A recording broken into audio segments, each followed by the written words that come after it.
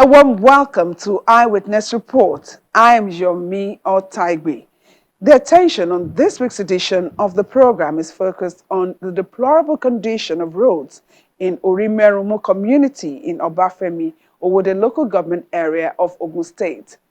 Also in this edition, residents react as the Kogi State government takes action to reduce the impact of flooding by taking down structures built on water channels. That's the brief. Details will come shortly. The misunderstanding between residents and sand mining companies in Urimerumu community in Obafemi Owode local government area of Ogun State resurfaces as the companies are accused of being insensitive to the plight of the people who are bearing the brunt of the activities of the miners. This is the main road leading to Urimerumu community from the Lagos-Ibadan Expressway in Obafemi Owode local government area of Ogun State, southwest Nigeria.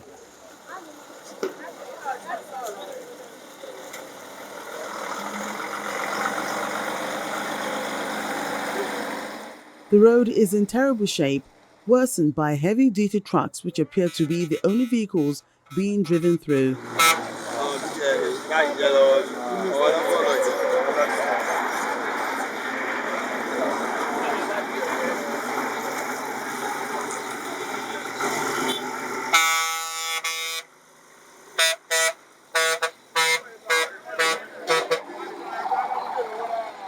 As you can see, that the only vehicle that can ply the road are the articulate vehicles.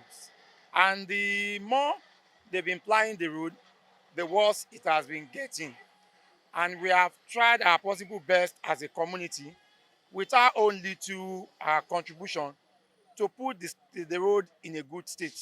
However, the constant plying of the road by this articulate vehicle as a result of the dredging activities that is taking place around Amu, that is about 6-7 kilometers from this spot, has not helped the condition of the road. We've tried also to meet with the local government, Owode Obafemi authority. We've met the chairman.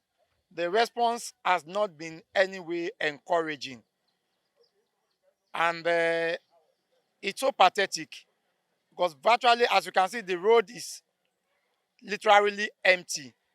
We can't take our vehicles out of this area. We have to take a longer route. So on the average, from our house to link the express, you spend between 35 minutes to 1 hour just to move out of Urimerumu town. The government has not really been helpful. This is my 11th year in this area.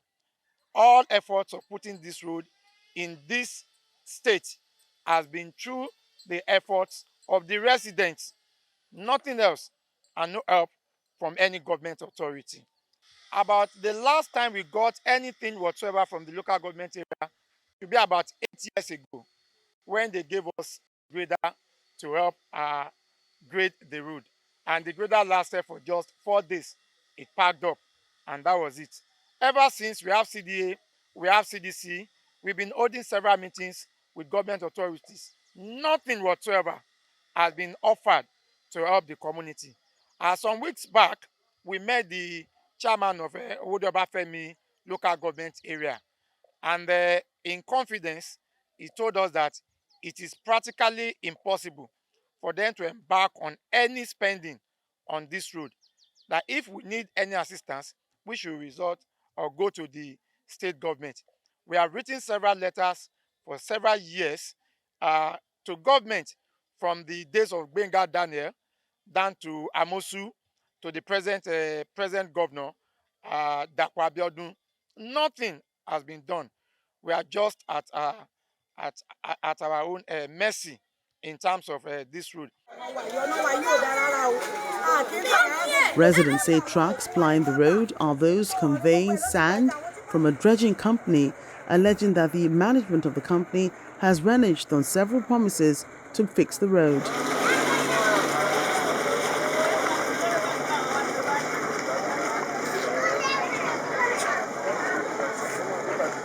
Large stones dropped into craters are evident of the repairs done by the company at the peak of the rainy season.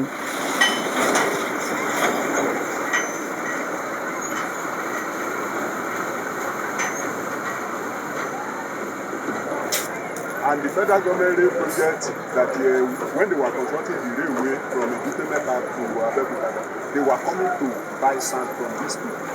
Trucks can easily break the sums of most cars. So there is no car that can take the risk of even flying this road. Only articulated vehicles can do this. And even the articulated vehicles have been damaged several times on this road. The heavy duty stones that have been dropped on the roads are majorly to allow for passage of the articulated vehicles. Cars cannot, I repeat, cars cannot pass this road based on the heaviness of the stone drop. The stone has damaged a lot of cars. As a result, most of these you can't see any car passing here. The dredging company, whose activities majorly account for the chunk of the economic activities going on in Urimerumu, have been doing this to aid the movement of the trucks, strictly the movement of the trucks. Efforts have been made by the community to contact OJ BAMS, that's the dredging company, and Capital Waves Nigeria Limited, owned by Tunji Abioye, to have a both short-term and long-term solution to the road. But it's work in progress. And we are hoping that at the end of the day, these things will work out and we'll be able to put this road in a good state. Videos obtained from an eyewitness show the moment trucks are trapped in muddy portions of the road.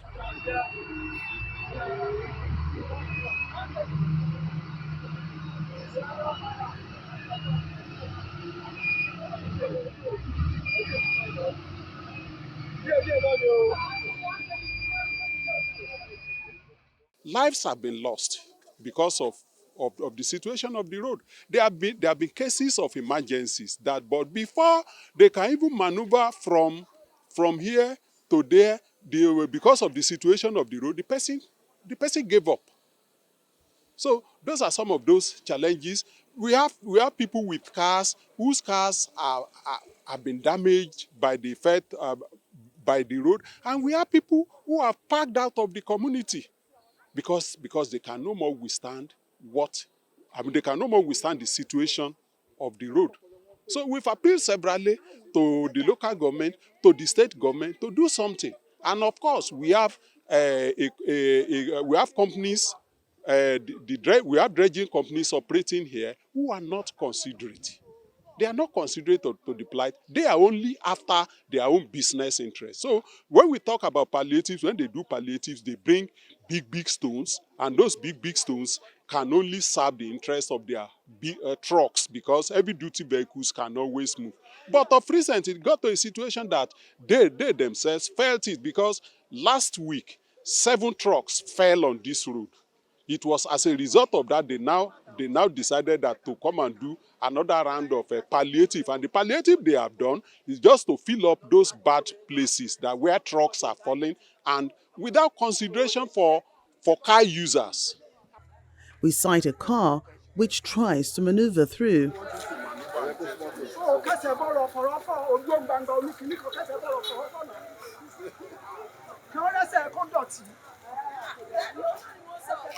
Slowly and carefully, the driver of the vehicle moves through deep potholes, but gets stuck at the point of entering one of the alternative routes leading to the expressway.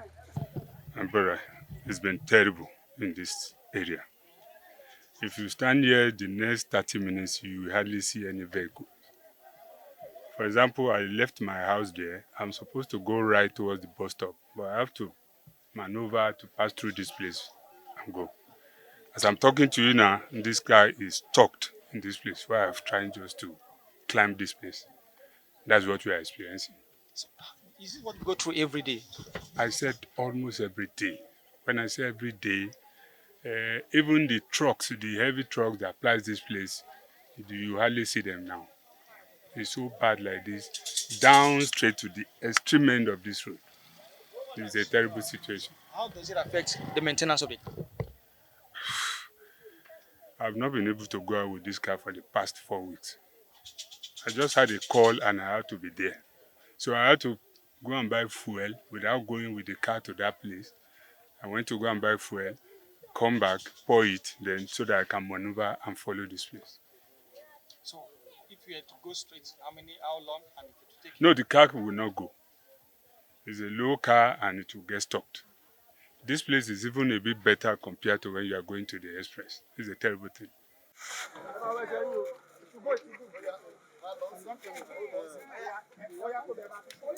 Passers-by come to the rescue, and after several attempts, he makes it through.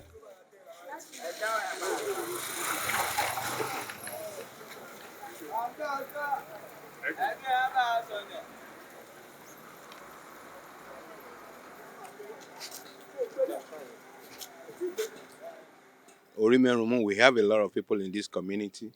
It shouldn't be like this. There's no way we can watch the road this bad. Just there now, I almost stuck in there because I couldn't pass, you know. So whatever they can do for us will be appreciated. Thank you. How does it affect maintenance of your car? You have to visit the mechanic at least once a month because all the ball joint and everything, they have to replace it. And it's an added expenses with this fuel thing, the subsidy removal and everything, and spending money on the mechanic all the time is an added burden. We need their help, please. The deplorable state of the road is also affecting economic activities within the locality. Some shops are forced to close for lack of patronage. Traders lament the effects on their businesses. Since almost 4 months now, we no see market sell. I'm a battery charger here. They do battery and they sell new battery. No road is not good. If you want enter Okada from 1 pole to 12 pole, Okada they collect 300 naira for your hand because the road is not good. Every business is just standard. No market, nothing. People no come buy market. People no come rent battery because of the road. Motor no pass here. Okada no pass here. Only trailer they pass here. Please, we dey beg government, make them remember us here. Make them remember us. The road is not good. This Urimerumu main road is like our own business district because this community has no market. But all businesses are located on this main road. But the problem is that since the dilapidation of this road, people find it difficult to come to make their purchases. People can't even cross from one side of the road to another to make their purchases, and then businesses are collapsing.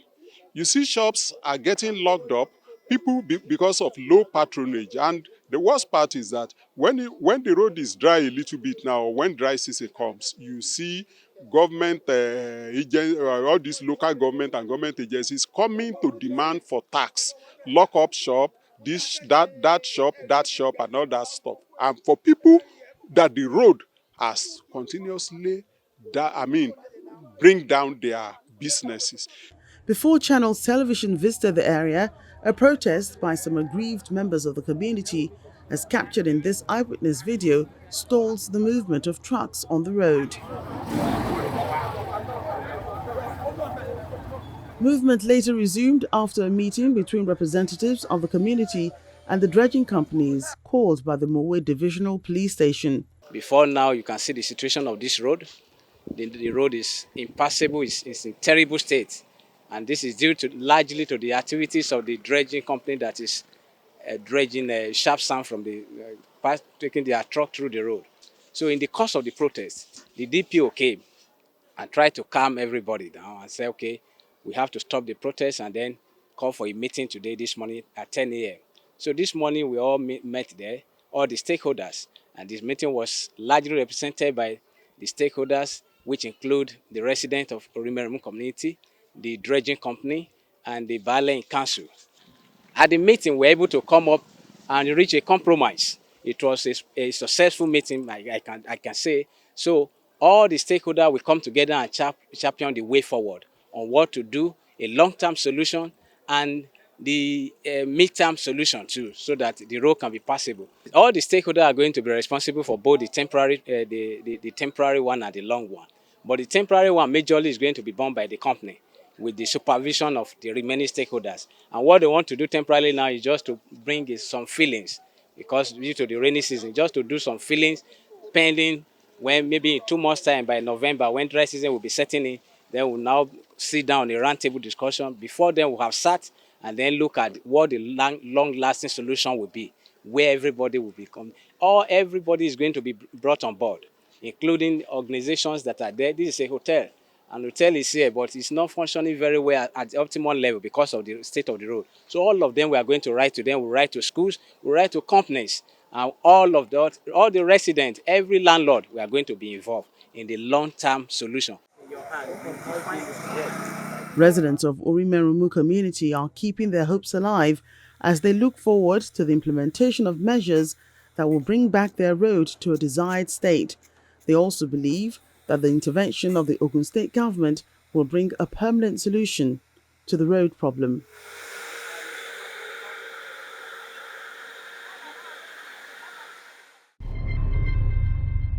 In Lokoja, the Kogi State capital, pleas from residents could not change the mind of the state government-backed demolition team as it carried out the directive to remove houses and other structures blocking water channels and access roads in the state capital. A backhoe loader, protected by armed security personnel, moves swiftly into Bon Estate, a government-owned residential area.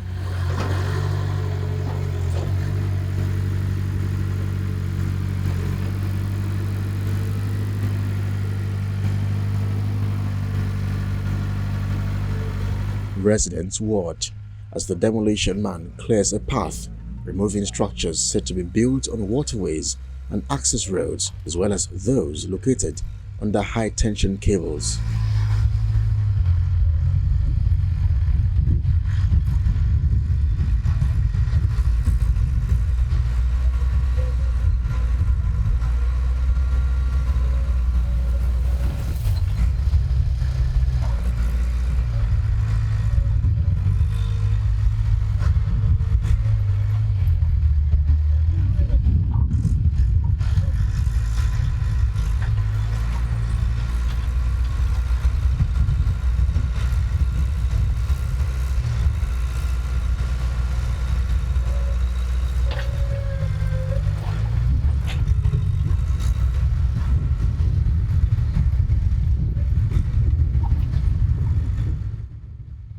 This man said he came to the office and you people process and put his house down to this road. No. And put it on his this thing. How will I take you? You meet me personally. You didn't meet any other person. And let me remove my cap. No. You met me personally, and I explained to you that this is a government scheme. That whatever you have here cannot stand. That when we comment and come to work, it was after the people came to visit us that you came. And that when the committee came and pleaded, we say when we take road, whatever remain, you come and regularize. Is that what I told you, madam? You came with your wife. You see the same. That's why I removed my cap. He now said you people have done it for him already. You have given him everything and covered it with paper for him. He didn't get the language clear. This is the language I beg you. I beg, which paper they give you? I want to see the paper. Nobody give a paper and I talk to you. Baba, you just said it that you came, you have regularized it, we gave you paper to cover it. It's only form that you people pick then. Everybody here pick the form. Sir, yes. Did you pick the form? Yes. It's form you people pick. That is not an approval. It's all of us that pick the form. All of them pick the form. It's not that you can now come for full regularization.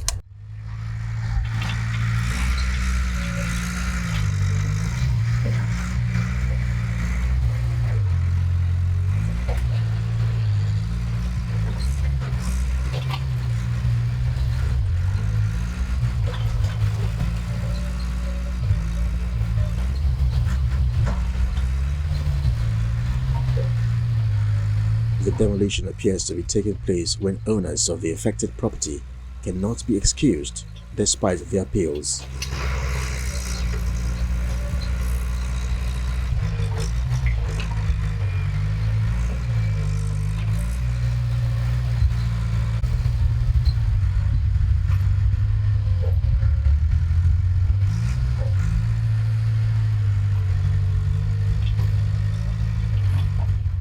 But when they marked that building, why you didn't come to, why you people, since 2022, getting to a year now, why you, it's a year already now? No. August last year, it was marked August last year that you should remove. You decide to go ahead and complete the building. No, it was completed when they came. Then why you didn't make effort to come to the Bureau of Land, to come to Town Planning Board to make your inquiries? Why was my building marked for removal? You think government cannot do anything? Is that what it means? So if we start bringing it down now, are we? Sir, please. No. You don't need to. You don't need to. Please, sir. Please. You don't need to. Have mercy on us. You don't need to. Please. Get up, please. Get up. Sir, please. Please get up. At a point, I sent message to you people that all of you that have done this should come to Bureau of Land, so that all the road you block, you people will find a way to open another alternative road for it. None of you listening. None of you listening. So, we are here to bring down the house. Tell those people to bring down their property. No, it's not a matter of please now.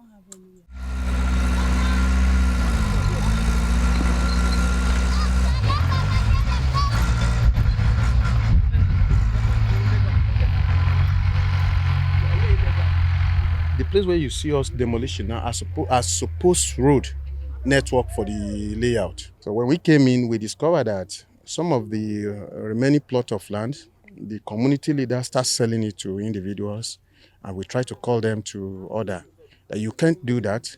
And at the point where we are now, we can't continue. In fact, at a point, they are even daring the government that government cannot come over to open the road. So that's what prompted the action that make us to be here today. Apart from the fact that the state government did proper compensation on this before the bond estate was initiated, normal proper layout was conducted. We are not stopping here. We discovered that this has been ongoing not only in this bond estate, even across Zangudaji we have the same challenges in some part of Central, Kogi Central and Kogi East. This is going to be a long exercise. From here, we are going to move around and make sure that all the areas that are affected, we are going to take care of it properly as it's supposed to be.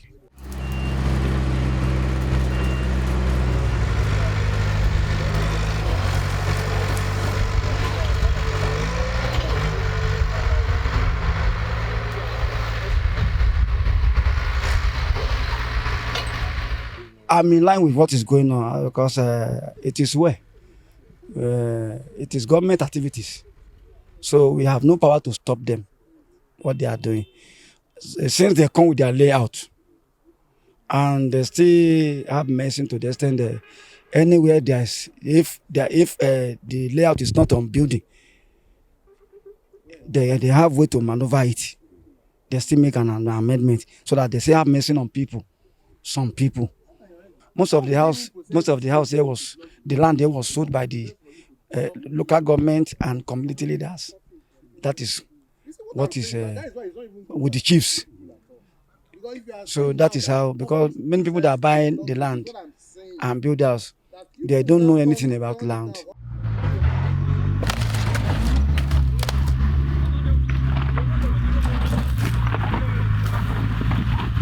As the demolition exercise continues, the Kogi State government says it will do whatever is necessary to avoid further flooding in the state.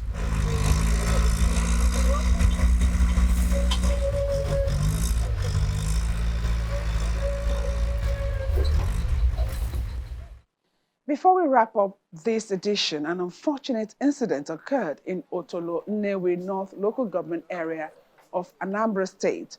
A story building under construction collapsed, killing a builder and his two sons who were co-workers on site. One of the site workers was lucky to survive the incident and was taken to the hospital.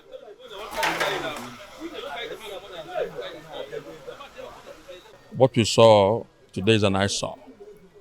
It's a complete derogation of the Code of Practice of Engineering.